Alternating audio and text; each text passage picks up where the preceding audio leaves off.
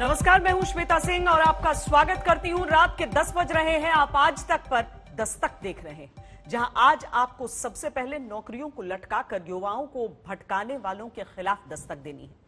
5 साल में सरकारों को दोबारा चुनने का मौका मिल जाता है। तय वक्त में मुख्यमंत्री, मंत्री, विधायक सब शपथ ले लेते हैं, लेकिन आज दस्तक दीजिए उत्तर प्रदेश के उन नौजवानों के हक में जिन्होंने सब इंस्पेक्टर बनने के लिए 2016 में आवेदन दिया, 2018 में चयन हुआ, 2019 में सब इंस्पेक्टर बनने की ट्रेनिंग भी हो गई, लेकिन अब 2021 के 6 महीने बीतने जा रहे हैं। आज तक हजारों युवाओं को सब इंस्पेक्टर की भर्ती में आवेदन के 5 साल बाद भी ट्रेनिंग लेने के बावजूद न नियुक्ति मिली न सैलरी। 2022 में उत्तर प्रदेश चुनाव किसके चेहरे पर होगा? अभी से केशव प्रसाद मौर्य कहते हैं कि केंद्रीय नेतृत्व तय करेगा, लेकिन 5 साल बाद भी ट्रेनिंग लेने के बावजूद सब इंस्पेक्टर पद की नौकरी और सैलरी कब उत्तर प्रदेश में चयन करके बेरोजगार छोड़ दिए गए युवाओं को मिलेगी, कोई नहीं बताता। अधर में लटके हुए हैं, सैलरी मिलती नहीं है, तारीख पर तारीख के चलते नौकरी नहीं पा पाए। सिर्फ दरोगा कहलाने से पेट नहीं भरता। आज तक लटकी हुई है।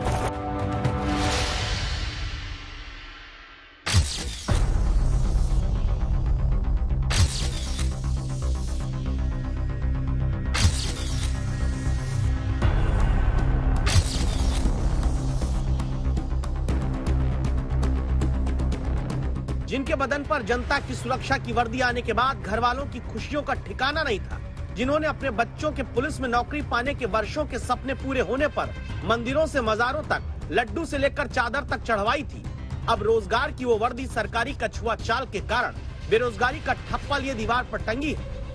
और जिन आंखों में बेटे के सब इंस्पेक्टर बन जाने पर खुशी के आंसू थे, अब वहाँ दुख की नदियां पलकों के किनारे तोड़कर बहती हैं। इस कहानी को देखकर सोचिए एक बार, मंजरी जैसी बेटी आपकी हो, बेटी सब इंस्पेक्टर की परीक्षा निकालकर ट्रेनिंग पूरी करे, लेकिन ट्रेनिंग करने के 1 साल बाद भी अगर बेटी को वर्दी पहनकर नौकरी पर जाने का अधिकार न मिले, तो चुनकर बेरोजगार छोड़ने वालों पर दस्तक देनी जरूरी है। कैडेट नंबर 162 जून 2019 से जून 2020 के बीच पीटीएस मेरठ में सब इंस्पेक्टर की ट्रेनिंग करने वाली मंजरी की यही पहचान थी। मंजरी ने 1 साल तक सब इंस्पेक्टर की ट्रेनिंग तो पूरी कर ली, लेकिन वो सब इंस्पेक्टर नहीं बन पाई। मंजरी जैसे तमाम और भी इनके साथी हैं, जो आज भी कोर्ट के लगातार तारीख पर तारीख के चलते नौकरी नहीं पा पाए, ज्वाइनिंग नहीं मिल पाई। आंखें मिलाना मुश्किल हो जाता है अपने ही घर वालों से, जहां समाज के 4 लोग एक उम्र के बाद ये पूछने लगते हैं कि क्या हुआ आपके बेटे बेटी का, कहीं नौकरी लगी कि नहीं। मंजरी के घर वालों ने गर्व से कहा था, हाँ हमारी बेटी सब इंस्पेक्टर बनने जा रही है। मंजरी ने ट्रेनिंग पूरी की, लेकिन रोजगार मिलने पर जो हाथ खुल जाने थे, वो आज तक बेरोजगारी के ठप्पे के साथ बंधे हुए हैं। अधर में लटके हुए हैं। अगर रिजल्ट आ जाता है, एक बार ऑर्डर जारी हो जाए, हम हारते हैं, जीतते हैं, कुछ भी होता है, कम से कम हम आगे के लिए देख सकते हैं। जैसे ये भर्ती चली जा रही है, हम ओवर एज हो चुके हैं, अब ना प्राइवेट नौकरी करने के कहीं लायक रह रहे हैं। वो कहते हैं कि तुम दरोगा बन गए हो। अरे आपको क्या है मैडम, आपको क्या परेशानी, आप तो दरोगा हो, आज नहीं कल नौकरी मिलेगी। लेकिन सिर्फ दरोगा कहलाने से पेट नहीं भरता। मंजरी जैसे हजारों नौजवानों के पेट पर बेरोजगारी का दर्द देने वालों की जिम्मेदार है वो व्यवस्था जो समय से भर्ती तक पूरी नहीं कर पाती। 2016 में हजारों नौजवानों ने उत्तर प्रदेश में सब इंस्पेक्टर भर्ती के लिए आवेदन किया था। जुलाई 2017 में लिखित परीक्षा हुई थी, लेकिन पर्चा लीक हो गया, परीक्षा रद्द हो गई। 5 महीने बाद जाकर दिसंबर 2017 में दोबारा लिखित परीक्षा कराई गई। फरवरी 2019 में रिजल्ट आया। परिणाम पर सवाल उठाते कुछ नौजवान हाईकोर्ट गए। हाईकोर्ट नए सिरे से रिजल्ट तैयार करने को कहता है। सरकार हाईकोर्ट के फैसले के खिलाफ सुप्रीम कोर्ट जाती है। जून 2019 से जून 2020 तक इस बीच चयनित 2486 युवाओं की सब इंस्पेक्टर के लिए पुलिस ट्रेनिंग सरकार शुरू करा देती है, लेकिन जून 2020 में ही सुप्रीम कोर्ट चयनित दरोगाओं की पासिंग आउट परेड पर रोक लगा देता है। फरवरी 2021 से सुप्रीम कोर्ट में युवाओं को नियुक्ति देने का मसला ऑर्डर के तौर पर सुरक्षित रखा हुआ है, लेकिन आवेदन के 5 साल बाद और सुप्रीम कोर्ट में रिजर्व रखे ऑर्डर के 5 महीने बाद भी साफ नहीं कि मंजरी जैसे हजारों युवाओं को नौकरी मिलेगी भी या फिर नहीं। आरोप है कि जिम्मेदार है वो सरकारी अकर्मण्यता जो अदालत में 5 महीने से रिजर्व रखे ऑर्डर को जल्द सुनाने की पैरवी भी दम से नहीं कर पाते। मंशा तो थी कि हाँ हमें ज्वाइनिंग दिलाई जाए, लेकिन उस मंशा को पूरी करने के लिए जो मनोबल चाहिए वो उसने पूरी पैरवी सही तरीके से नहीं हुई। पैरवी में ढिलाई हुई, जैसे कि ये था कि किसी डेट पर पहुंच रहे हैं, किसी डेट पर नहीं पहुंच रहे हैं, तो इस सब का जो प्रभाव था वो हमारी जो है भर्ती पे पड़ा। सरकारी विभाग ही रोजगार दिलाने की पैरवी नहीं करता तो जिस वर्दी को पहनकर रोजगार मिलने वाला था वो वर्दी अब यूं ही तय करते रह जाते हैं आशीष यादव, जिसकी सिलवटें इनके भविष्य पर पड़ी हैं। आशीष आईटी फर्म में काम करते थे। सब इंस्पेक्टर के लिए चयन हुआ तो आईटी वाली नौकरी छोड़ दी थी, लेकिन अब न आईटी फर्म के रहे न पुलिस विभाग के। मेरा सिलेक्शन हो गया तो मैंने उस जॉब को क्विट कर दिया और मैंने इसको ज्वाइन कर लिया। अब मैं वापस उस नौकरी को ज्वाइन नहीं कर सकता क्योंकि मैं वहाँ से क्विट करके आया हूँ। अब लोगों को पता ही नहीं मैं कितनी दिनों में वापस जाऊँगा नहीं जाऊँगा। अब मुझे कोई अपनी वापस नौकरी में रखना नहीं चाहता है और इस समय कोरोना के बाद से हालत वैसे भी गंभीर है, तो कोई रखना ही नहीं चाहता। यही कारण है कि जब इन नौजवानों के साथ होते अन्याय के खिलाफ दस्तक देने आज तक संवाददाता संतोष कुमार पहुंचते हैं तो आशीष के सिलेक्शन पर खुश होने वाली मां अब चयन करके भी बेरोजगार छोड़ दिए गए बेटे को देखकर रो पड़ती है।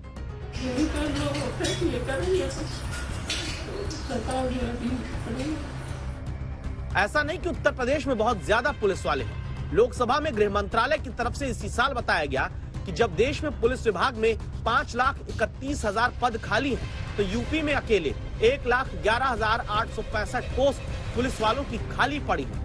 जब आज तक ने उत्तर प्रदेश पुलिस भर्ती और प्रमोशन विभाग के प्रमुख आर.के. विश्वकर्मा से बात की तो उन्होंने बिना कैमरे पर आए कहा, जल्द अदालत में लटकी हुई भर्तियों के मामले का हल निकालेंगे। तो सवाल उठता है कि जो तेजी सरकार बनाने और गिराने में देश में देखी जाती है, वही पूर्ति क्यों नहीं युवाओं की अटकी हुई नौकरियों को दिलाने में दिखाई जाती है। संतोष कुमार, लखनऊ, आज तक। संभव है कि आपके घर में कोई बेटा बेटी बेरोजगार न हो तो आपको लगे ऐसी खबरों से आप पर फर्क नहीं पड़ता। संभव है कि आपको लगे कि अरे ये तो सरकारी नौकरी पाने के लिए परेशान लोगों की खबर है, आपको क्या चिंता करनी। तो ऐसा सोचने वाले लोग अपना नुकसान भी सरकारी बेरोजगारी के कारण कैसे करते हैं, जानिए। भर्ती प्रक्रिया लटकती है तो सरकारी दफ्तर में काम का बोझ बढ़ता है। कम लोगों के ऊपर ज्यादा काम होने के कारण आम इंसान की फाइल, जनता का काम सरकारी दफ्तर में लटकता जाता है। सरकारी दफ्तर में फाइलों का अंबार लगता जाता है तो भ्रष्टाचार जन्म लेता है। जल्दी काम कराने के बदले रिश्वत का लेन देन शुरू हो जाता है। उदाहरण के तौर पर पुलिस में भर्ती पूरी नहीं होगी तो अपराध बढ़ेगा। इसीलिए ऐसे मुद्दे देखिए, दस्तक दीजिए, आवाज उठाइए, वरना कीमत आपको ही आखिरकार भरनी पड़ेगी। अब राजस्थान चलते हैं क्योंकि बेरोजगार बनाने में सर्वदलीय एकता देखने को मिलती है।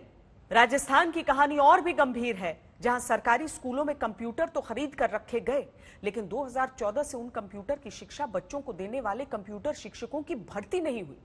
राजस्थान सरकार ने वादा किया, लेकिन वादे को भी 2 साल बीत। तेज अपना दिमाग बेरोजगारी के मुद्दे पर राजनीति करके बताती है।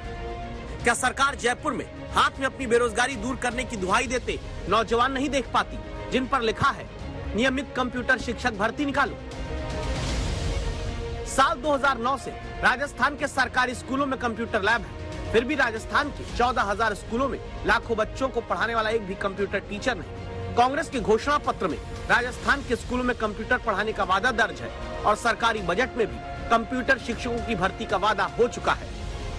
राज्य के माध्यमिक एवं उच्च माध्यमिक विद्यालयों में कंप्यूटर शिक्षा के लिए नए कंप्यूटर शिक्षक कैडर का सृजन किया जाना प्रस्तावित है। भरोसा देकर मुख्यमंत्री मुस्कुराते हैं, लेकिन जिस राजस्थान में 3 लाख कंप्यूटर ग्रेजुएट हैं, वो अब इस डर के साए में प्रदर्शन करने को मजबूर, क्योंकि आशंका है कि सरकार रेगुलर की जगह ठेके पर, संविदा पर यानी कॉन्ट्रैक्ट पर कंप्यूटर टीचर रखने की तैयारी करने जा रही है।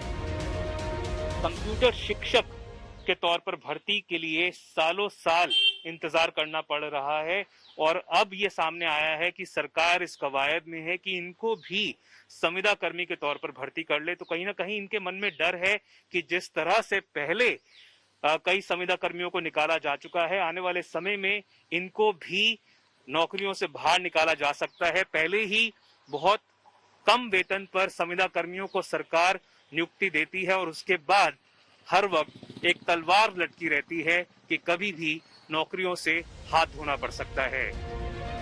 बच्चों को कंप्यूटर साइंस का ज्ञान होना चाहिए, लेकिन वो कंप्यूटर पढ़ाने वाला नौजवान लाखों रुपए खर्च करके डिग्री हासिल करने के बाद नियमित नौकरी चाहता है। किसी सरकार की कृपा पर कॉन्ट्रैक्ट वाली नौकरी नहीं, जिसमें न सैलरी की गारंटी हो, न नौकरी कब तक चलेगी इसका भरोसा। कंप्यूटर के रेगुलर टीचर क्यों नहीं है? उसके बाद में 2020 के अंदर सरकार ने बजट के अंदर कैडर बना के कंप्यूटर टीचर लगाने की घोषणा की। 1.5 साल से उस घोषणा पे कोई काम नहीं हुआ और अब जाके सरकार के कुछ डिपार्टमेंट से ये जानकारी निकल के आ रही है कि सरकार संविदा पे कंप्यूटर टीचर लगाने की कोशिश कर रही है, जिसका हम साफ विरोध करते हैं, क्योंकि हमारा ये कहना है कि शिक्षा को संविदा पे नहीं देना चाहिए। टीचर नियमित होने चाहिए। पहली बार भर्ती होने जा रही है, इसको सरकार को नियमित ही करना चाहिए। जरा कांग्रेस महासचिव प्रियंका गांधी का ये ट्वीट देखिए, जो उत्तर प्रदेश में पक्की नौकरी की जगह संविदा यानी कॉन्ट्रैक्ट पर कर्मचारियों को रखने के मुद्दे पर अपना विरोध जताती हुई लिखती हैं। लेकिन प्रियंका की यही आवाज क्यों अशोक गहलोत सरकार के लिए नहीं उठती? 3 लाख रुपए खर्च करके कंप्यूटर पढ़ाने की डिग्री हासिल करने के बाद बेरोजगार राधे मीणा जयपुर में ये सवाल पूछते हैं। यूपी में वही कांग्रेस सरकार अपने यहाँ के रूल्सों को फॉलो नहीं कर रही, वहाँ पर विरोध कर रही है और यहाँ पर खुद ही संविदा कर्मियों के रूप में लगा रही है। साथ ही उन संविदा कर्मियों को कभी भी मन मर्जी से कभी भी हटा सकती है। तो उनका जो यूपी में विरोध कर रहे हैं वो गलत है। राज्य के 14,000 सरकारी स्कूलों में 11,000 कंप्यूटर लैब है। 2009 में गहलोत सरकार ने कंप्यूटर की पढ़ाई के लिए एक निजी कंपनी से MOU किया था, जिससे जुड़े लोग ही पार्ट टाइम के तौर पर कंप्यूटर पढ़ा रहे थे। 2014 में करार खत्म हो जाने के बाद राजस्थान के सरकारी स्कूलों में कंप्यूटर पढ़ाने की सेवा ही बंद हो गई। कंप्यूटर शिक्षकों की भर्ती समय पर न करने का खामियाजा सिर्फ नौकरी मांगते ये नौजवान नहीं भुगतते। राजस्थान के लाखों बच्चे भी उस कंप्यूटर से करीब होकर भी दूर हैं, जिसे जनता का लाखों रुपए खर्च करके लगाया गया। सरकारी स्कूल में कंप्यूटर रखे रखे कबाड़ हो जा रहे हैं और इन्हीं से बच्चों को भविष्य संवारने का जिम्मा जिनके कंधों पर होना चाहिए, उन्हें राजस्थान सरकार बेरोजगार बनाकर घुमाती है। मुख्यमंत्री जी ने घोषणा की थी कि कंप्यूटर शिक्षक की नियमित भर्ती की जाएगी। जब से लेके आज तक मैं बेरोजगार हूँ। मैं पहले प्राइवेट सेक्टर में नौकरी करता था। जब से कंप्यूटर शिक्षक की बात सुनी है, नौकरी छोड़ के और कंप्यूटर शिक्षक की तैयारी कर रहा हूँ, मगर अभी तक राजस्थान में कंप्यूटर शिक्षक की भर्ती नहीं निकली है। तो क्या बेरोजगारी का मुद्दा सिर्फ राजनीति की है? जहाँ राहुल गांधी ट्वीट करते हैं अब की बार करोड़ों बेरोजगार और कौन जिम्मेदार, तो राजस्थान के मुख्यमंत्री उसी ट्वीट को रिट्वीट करते हुए केंद्र सरकार पर ठीकरा फोड़ देते हैं। लेकिन अपने ही राज्य में 2 साल से कंप्यूटर शिक्षकों को रेगुलर नौकरी दिए जाने के वादे को पूरा नहीं कर पाते। देवांकुर बधावन, जयपुर, आज तक। सरकारी दफ्तरों में पद खाली रहते हैं, काम लटकता है, तो फाइलों के आगे बढ़ने की रफ्तार 9 दिन चले 2.5 कोस जैसी हो जाती है। इसीलिए आज की दस्तक है, सरकारी नौकरियों में भर्तियां लटकाने वालों पर कानूनी कार्रवाई होनी चाहिए। नौकरियों में बिना वजह देरी पैदा करने वालों के खिलाफ सरकारी कामकाज में बाधा पहुंचाने वाला केस दर्ज कर एक्शन लेना चाहिए। आप हमारी इस दस्तक से सहमत हैं तो अपनी राय ट्वीट करिए, हमें भेजिए। आज एक दस्तक दिल्ली हाईकोर्ट ने भी दी है। लोकतंत्र में विरोध के अधिकार और आतंकवादी गतिविधि के बीच की लकीर को न समझ पाने वाली पुलिस पर यह दस्तक दी गई है, जब दिल्ली दंगे में आरोपी नताशा नरवाल समेत 3 लोगों को हाईकोर्ट ने जमानत पर रिहा किया।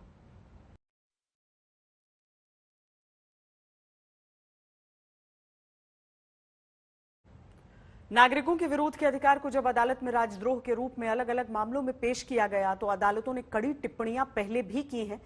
59 साल पहले सुप्रीम कोर्ट ने कहा था कि भाषणों पर तभी देशद्रोह का मामला बनेगा जब उसकी वजह से कोई हिंसा, असंतोष या सामाजिक असंतुष्टि बढ़े।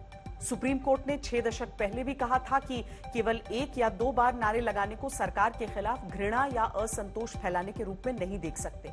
जबकि इसी साल मार्च में दिल्ली की पटियाला हाउस कोर्ट ने कहा, किसी लोकतांत्रिक देश में नागरिक सिर्फ इसीलिए जेल नहीं भेजे जा सकते क्योंकि वो सरकार की किसी नीति से असहमत है। मार्च में ही दिल्ली की इस कोर्ट ने एक मामले में टिप्पणी करते हुए कहा कि देशद्रोह का मामला सिर्फ सरकार के टूटे गुरूर पर मलहम लगाने के लिए नहीं थोपा जा सकता। इसी महीने के पहले हफ्ते में सुप्रीम कोर्ट के जस्टिस यूयू ललित और विनीत सरन की बेंच ने कहा कि एक नागरिक को सरकार और उसके पदाधिकारियों की तरफ से किए गए उपायों की आलोचना या टिप्पणी करने का अधिकार है।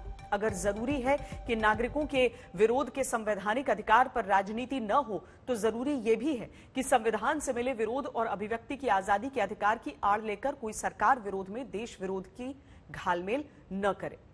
वक्त एक ब्रेक का है। आया है दिल्ली हाईकोर्ट का एक बहुत उम्दा निर्णय है, इसको सबको आवकार करना चाहिए और दिल्ली हाईकोर्ट के जो जजेस जिन्होंने ये इतना सुंदर जजमेंट लिखाया है, उस जजमेंट के लिए उनकी बहुत तारीफ करनी चाहिए। नताशा को पिछले दिनों पिता की कोरोना से मौत होने पर जमानत मिली थी और जमानत की अवधि खत्म होने पर नताशा दोबारा जेल गई थी। अब हाईकोर्ट में जब दिल्ली पुलिस नताशा समेत तीनों आरोपियों को फिर जमानत देने का विरोध कर रही थी, तब यूएपीए की धाराओं को लगाने पर टिप्पणी करते हुए अदालत बोलती है, सरकारी और संसदीय कार्यवाही के खिलाफ प्रदर्शन वैध है। हालांकि इस तरह के विरोध प्रदर्शनों की शांतिपूर्ण और अहिंसक होने की उम्मीद करते हैं। जब सरकारी या संसदीय कार्यों का व्यापक विरोध होता है तो भड़काऊ भाषण देना, चक्का जाम का आयोजन और इस तरह की हरकतें असामान्य नहीं है। कोर्ट ने बिल्कुल दुरुस्त कहा है, जब भी टेररिस्ट कानून आए हैं, टेररिज्म को अवॉइड करने के लिए, टेररिज्म को कर्ब करने के लिए ये कानून बहुत कठोर और बहुत सख्त होते हैं।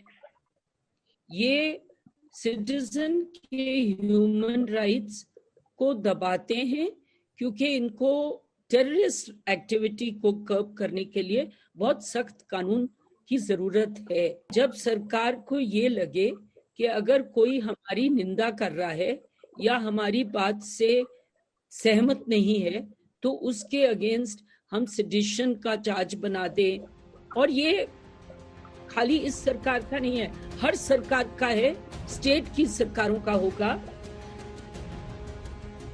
पहले सरकार के खिलाफ आवाज उठाने वालों पर राजद्रोह की धाराएं लगाने पर और अब आतंकवाद से जुड़े कानून की धाराएं लगाने पर लगातार अदालत की टिप्पणियां आ रही हैं। सवाल यह है कि क्या वो पुलिस अदालत की मंशा को समझेगी जो इन धाराओं को लगाती है, या फिर कानून का इस्तेमाल राजनीति के नजरिए से होता रहेगा। दिल्ली से अनीशा माथुर के साथ आज तक ब्यूरो। नागरिकों के विरोध के अधिकार को जब अदालत में राजद्रोह के रूप में अलग अलग मामलों में पेश किया गया तो अदालतों ने कड़ी टिप्पणियां पहले भी की हैं। 59 साल पहले सुप्रीम कोर्ट ने कहा था कि भाषणों पर तभी देशद्रोह का मामला बनेगा जब उसकी वजह से कोई हिंसा, असंतोष या सामाजिक असंतुष्टि बढ़े। सुप्रीम कोर्ट ने 6 दशक पहले भी कहा था कि केवल 1 या 2 बार नारे लगाने को सरकार के खिलाफ घृणा या असंतोष फैलाने के रूप में नहीं देख सकते। जबकि इसी साल मार्च में दिल्ली के पटियाला हाउस कोर्ट ने कहा, किसी लोकतांत्रिक देश में नागरिक सिर्फ इसीलिए जेल नहीं भेजे जा सकते क्योंकि वो सरकार की किसी नीति से असहमत है। मार्च में ही दिल्ली की इस कोर्ट ने एक मामले में टिप्पणी करते हुए कहा कि देशद्रोह का मामला सिर्फ सरकार के टूटे गुरूर पर मलहम लगाने के लिए नहीं थोपा जा सकता। इसी महीने के पहले हफ्ते में सुप्रीम कोर्ट के जस्टिस यूयू ललित और विनीत सरन की बेंच ने कहा कि एक नागरिक को सरकार और उसके पदाधिकारियों की तरफ से किए गए उपायों की आलोचना या टिप्पणी करने का अधिकार है। अगर जरूरी है कि नागरिकों के विरोध के संवैधानिक अधिकार पर राजनीति न हो तो जरूरी यह भी है कि संविधान से मिले विरोध और अभिव्यक्ति की आजादी के अधिकार की आड़ लेकर कोई सरकार विरोध में देश विरोध की घालमेल न करे। चुनावी राजनीति का चक्र अक्सर बड़े चेहरों के इर्द गिर्द घूमता है, मगर इस बार यूपी में चुनावी चालें छोटे चेहरों का भी चक्कर लगाएंगी। बीजेपी और समाजवादी पार्टी ने बाकायदा इसकी शुरुआत कर दी है। दोनों दलों ने तय किया है कि वो राज्य के छोटे दलों से दिल मिलाएंगे, उन्हें अपने साथ लाएंगे और छोटे दलों के सहारे ही यूपी में सरकार बनाएंगे। यानी जिसका दल छोटा उसका भी बड़ा नाम है।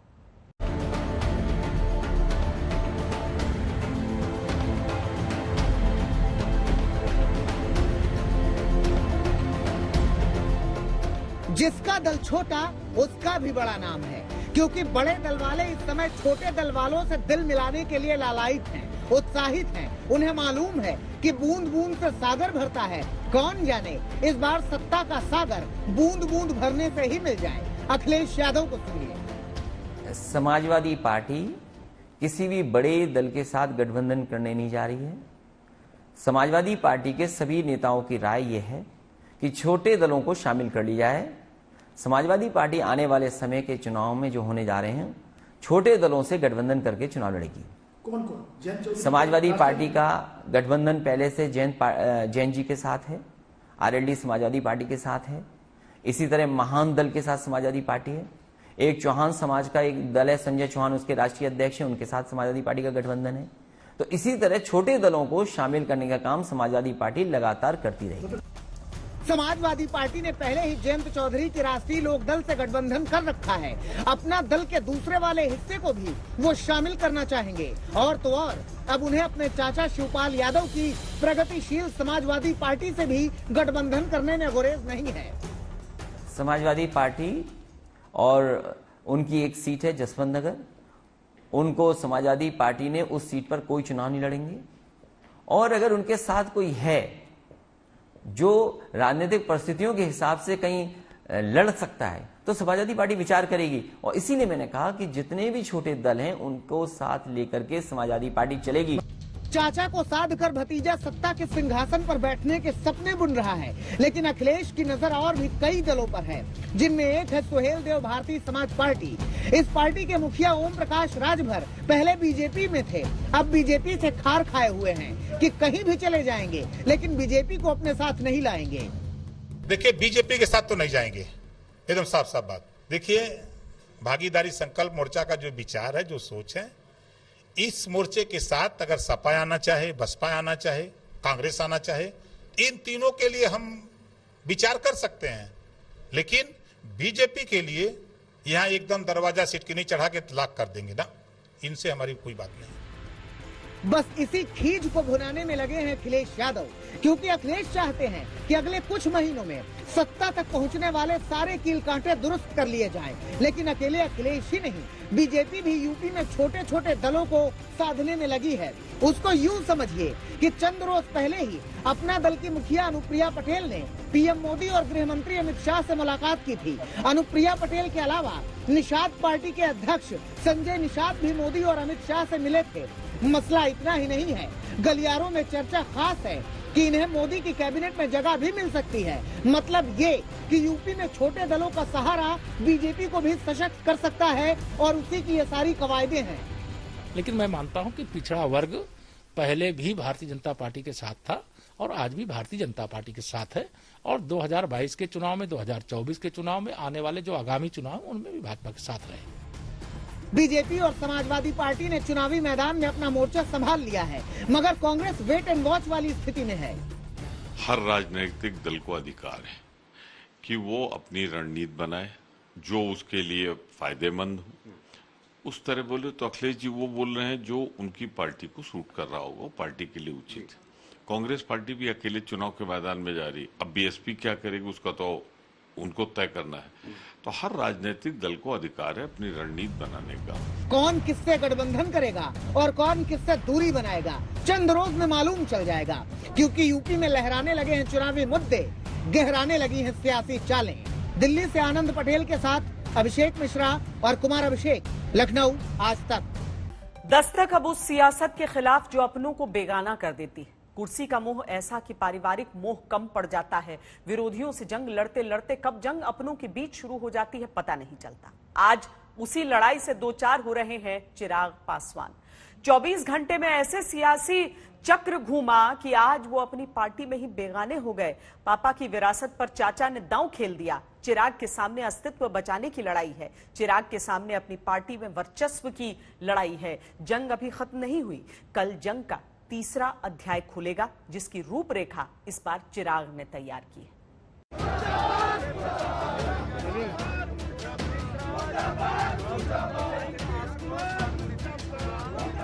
उन्होंने धोखा दिया है हमारे माननीय नेता चिराग पासवान जी को। पशुपति के बेटा समान चिराग पासवान, उन पर पीठ में खंजर और कटप्पा विभीषण भरने का काम किया है। 5 सांसदों का जिन्होंने पार्टी को तोड़ने का काम किया, उनको सस्पेंशन हुआ। किस हैसियत से चिराग पासवान जी 5 सांसद को निकाल देंगे या सस्पेंड करेंगे? वो संसदीय दल के नेता रहे ही नहीं। जिस पार्टी को सियासत का मौसम विभाग समझा जाता था, आज उसी पार्टी में आए तूफान का पूर्वानुमान चिराग पासवान नहीं लगा पाए। चिराग तले अंधेरा छा गया तो कालिख अपनों के चेहरों पर ही नजर आने लगी। दिल्ली में पासवान से पार्टी का अध्यक्ष पद छीना तो चिराग समर्थकों ने पटना में बागी नेताओं के पोस्टर पर कालिख पोत दी। अचानक से चिराग पासवान के समर्थक जो हैं वो पहुंचे थोड़ी देर पहले, और उन लोगों ने पार्टी दफ्तर के अंदर वो घुस गए। उसके बाद नारेबाजी की, चिराग पासवान के समर्थन में उन लोगों ने नारेबाजी की, और उसके बाद भी बाहर आप देख सकते हैं किस तरीके जो तमाम 5 सांसद हैं पशुपति पारस के नेतृत्व में, जिन्होंने कह सकते हैं बगावत की है या जिनकी वजह से पार्टी में टूट हो गई है, उनके फोटो को यहाँ पर जो है उस पर कालिक पोत दी गई है। तो इस तरीके की तस्वीरें आप देखिए, जब रामविलास पासवान जीवित थे तो शायद ही इस तरीके की तस्वीर कभी आपने देखी होगी, लेकिन उनके मृत्यु के 8 महीने के अंदर पार्टी का झगड़ा देखिए सड़कों पे आ गया है। पार्टी में दो फाड़ हुआ तो दफ्तर की दीवारें छोटी पड़ गई और गुस्सा सड़कों पर दिखने लगा।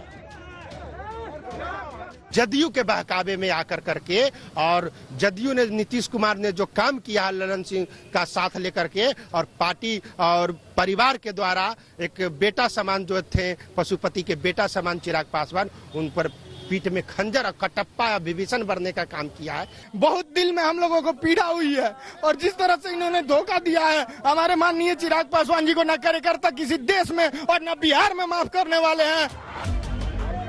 ये गुस्सा सड़कों पर यूं ही नहीं उतरा। कल चिराग पासवान को संसदीय दल के नेता पद से हटाया गया और अब उनसे पार्टी अध्यक्ष पद भी छीन लिया गया। एक व्यक्ति एक पद के संविधान का नियम का पालन करते हुए श्री चिराग पासवान जी को राष्ट्रीय अध्यक्ष के पद से आज हटाया जाता है।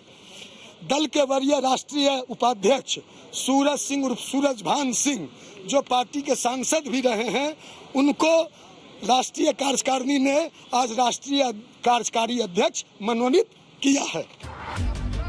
चिराग भी पूरी तरह से एक्शन में नजर आ रहे हैं। चिराग पासवान ने पार्टी कार्यकारिणी की बैठक बुलाई, जिसमें 5 बागी को निष्कासित करने का ऐलान कर दिया। चिराग गुट की ओर से अब्दुल खालिक के हस्ताक्षर से एक प्रस्ताव जारी किया गया है। इसमें बताया गया है पार्टी की राष्ट्रीय कार्यकारिणी समिति ने एक मत से ये फैसला किया है कि सांसद पशुपति कुमार पारस, सांसद बीना देवी, सांसद चौधरी महबूब अली, सांसद चंदन सिंह और सांसद प्रिंस राज को तत्काल प्रभाव से लोक जनशक्ति पार्टी की प्राथमिक सदस्यता से हटा दिया गया है। आने वाले विधानसभा चुनाव में पार्टी की ओर से सभी फैसले लेने के लिए एलजेपी के राष्ट्रीय अध्यक्ष चिराग पासवान को अधिकृत किया गया है। राष्ट्रीय अध्यक्ष भी माननीय चिराग पासवान जी हैं। आज की राष्ट्रीय कमेटी में जो अभी ये वर्चुअल मीटिंग हुई है, उसमें ये फैसला लिया गया। उससे पहले उनका सस्पेंशन 5 सांसदों का, जिन्होंने पार्टी को तोड़ने का काम किया, उनको सस्पेंशन हुआ। और अभी जो ये राष्ट्रीय कार्यकारिणी की बैठक हुई है, उसमें सभी ने सर्वसम्मति से उन 5 सांसदों को पार्टी से निकालने का भी काम किया। लड़ाई अब अस्तित्व की है। जंग पिता के उस विरासत को बचाने की है जो लोक जनशक्ति पार्टी के तौर पर चिराग पासवान को मिली। जंग अपनों से है, जहां सामने कोई पार्टी का नेता नहीं बल्कि चाचा खड़े हैं। ऐसे में चिराग पासवान पूरे सियासी ड्रामे के बीच कल प्रेस कॉन्फ्रेंस करने जा रहे हैं, जहां वो बड़ा ऐलान कर सकते हैं। कल भी गए थे अपने चाचा के पास मनाने कि साल भर नहीं बीता है अभी आदरणीय रामविलास पासवान के स्वर्गवास हुए। कल भी गए थे वो, आप देखे होंगे कितने देर बाद गेट खुला, क्या हुआ। तो ऐसा नहीं है कि चिराग पासवान जी मनाने नहीं कोशिश किए। उनकी माता जी बात की, हम लोग की जो स्वर्गीय रामविलास पासवान जी की धर्मपत्नी है, तो सब लोग प्रयास किए कि परिवार एकजुट रहे। लेकिन अब किस कारण से वो क्या किए उसमें मैं नहीं जाना चाहता हूँ। मैं इतना जानता हूँ कि राष्ट्रीय कार्यकारिणी की बैठक हुई, इसमें सर्वसम्मति से निर्णय लिया गया कि 5 लोगों को पार्टी से निकाल दिया जाए। जख्म अपनों ने दिए हैं, ऐसे में घाव गहरे हैं। चिराग पासवान ने कुछ पुराने खत को शेयर किया जिसमें चाचा का जिक्र है, साथ ही एक भावुक ट्वीट किया। पापा की बनाई इस पार्टी और अपने परिवार को साथ रखने के लिए मैंने प्रयास किया, लेकिन असफल रहा। पार्टी मां के समान है और मां के साथ धोखा नहीं करना चाहिए। लोकतंत्र में जनता सर्वोपरि है। पार्टी में आस्था रखने वाले लोगों का मैं धन्यवाद देता हूं। उधर चाचा पशुपति पारस भी पूरी तरह से आक्रामक नजर आ रहे हैं, जिन्होंने चिराग का पत्ता पूरी तरह से काटने का मन बना लिया है। एक व्यक्ति 3 पद है जो हमारे लोक जनशक्ति पार्टी के संविधान के विपरीत है और संवैधानिक है। इसीलिए आज जो कार्य समिति की बैठक हुई उसमें सर्वसम्मति से तय हुआ कि एक व्यक्ति एक पद होना चाहिए। तो श्री चिराग पासवान जी जो राष्ट्रीय अध्यक्ष हैं वो असंवैधानिक है दल के संविधान के हिसाब से। एलजेपी का मौसम बुरी तरह से बिगड़ा है, जहां बगावत की सुनामी बह रही है। पार्टी को बचाने के लिए चिराग कौन सा पैंतरा अपनाते हैं ये कल साफ हो जाएगा। पटना से रोहित सिंह के साथ हिमांशु मिश्रा, दिल्ली, आज तक। हिंदुस्तान में सियासत में परिवार की खिलाफत की कहानी कोई नई नहीं है। रामायण से लेकर महाभारत तक और मुगल राज से लेकर आधुनिक भारत तक सियासी दांव पेच बताते हैं कि कुर्सी का मोह त्यागना आसान नहीं होता। इस सियासत में चाचा भतीजे की जंग का अक्सर तड़का लगता रहा है। ये सियासत का खेल है, जो विरासत में मिलता है तो एक जंग मुखालफत की भी होती है।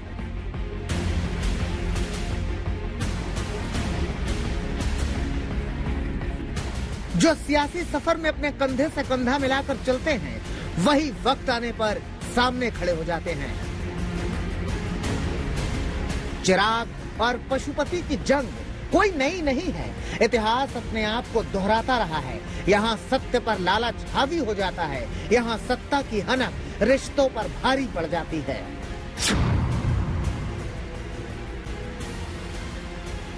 2012 विधानसभा चुनावों में जब मुलायम सिंह यादव ने अपने बेटे अखिलेश यादव को सीएम का चेहरा बनाया, तो पार्टी में सियासी चिंगारी उठी, जिसने 2017 में आप का रूप ले लिया। मंच पर चाचा भतीजे खुलकर सामने आ गए। मुलायम के सामने ही आर पार की जंग शुरू हो गई। पार्टी दो टुकड़ों में बट गई और शिवपाल ने प्रगतिशील समाजवादी पार्टी बनाकर समाजवादी पार्टी से किनारा कर लिया। जिस चाचा शरद पवार के दम पर अजित पवार ने राजनीति में अपना वर्चस्व बढ़ाया, वो रातों रात बीजेपी के साथ मिलकर शपथ लेते नजर आए। सुबह सुबह 5:45 बजे राष्ट्रपति ने राज्य से शासन हटाया और 8 बजे देवेंद्र फडणवीस ने सीएम पद की शपथ ले ली और अजित पवार ने डिप्टी सीएम पद की। सियासी खींचतान का ड्रामा करीब 1 महीने तक चला, जिसके बाद चाचा पवार अपने भतीजे को वापस लाने में कामयाब रहे। जिन बाला साहेब की तूती पूरे महाराष्ट्र में बोलती थी, उन्हीं के घर से भतीजा राज ठाकरे बागी होकर निकला। बाला साहेब ने अपने अंदाज में भतीजे को सियासत के लिए तैयार किया, लेकिन जब विरासत सौंपने की बात आई तो बेटे उद्धव के पास चली गई। इसके बाद राज ठाकरे ने शिवसेना छोड़कर अपनी पार्टी महाराष्ट्र नवनिर्माण सेना बना ली और आज वो अपने चाचा की पार्टी के खिलाफ मैदान में नजर आते हैं।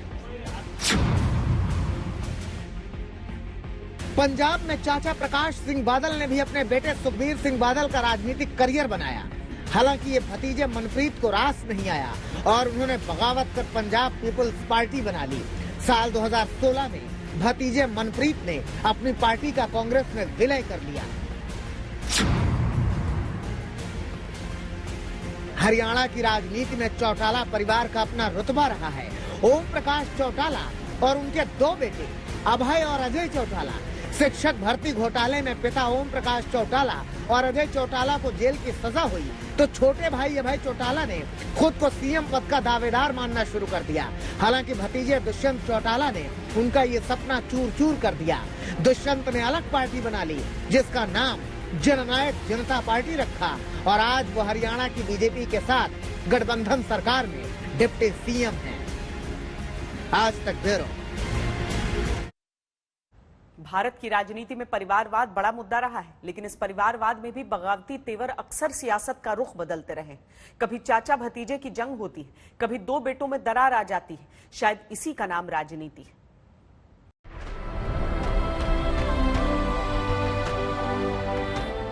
सियासत में अपनों से जंग लड़ने की कहानी हर दशक में देखने को मिलती है। एनटी रामाराव और चंद्रबाबू नायडू की कहानी तो पूरी तरह से फिल्मी है। रूपहले पर्दे को छोड़कर सियासत का दामन थामने वाले रामाराव ने यहाँ भी बुलंदियां छुई और 3 बार आंध्र प्रदेश के सीएम की कुर्सी पर काबिज हुए। लेकिन अपने जिस दामाद चंद्रबाबू नायडू को वो सियासत में लाए थे, उसी दामाद ने बगावती तेवर अपना लिए। रामाराव की बढ़ती उम्र के बाद दूसरी पत्नी सावित्री की दखल जैसे ही पार्टी में बढ़ी, पूरी पार्टी में बगावती सुर तेज हो गए। पार्टी में उठ रहे विरोधी सुर को चंद्रबाबू नायडू ने भुनाया। 23 अगस्त 1995 में पार्टी के संस्थापक एनटी रामाराव को ही पार्टी से बाहर का रास्ता दिखा दिया। हैदराबाद के वायसराय होटल में पार्टी के 226 विधायकों में 200 से ज्यादा विधायक नायडू के नाम पर जुट गए थे।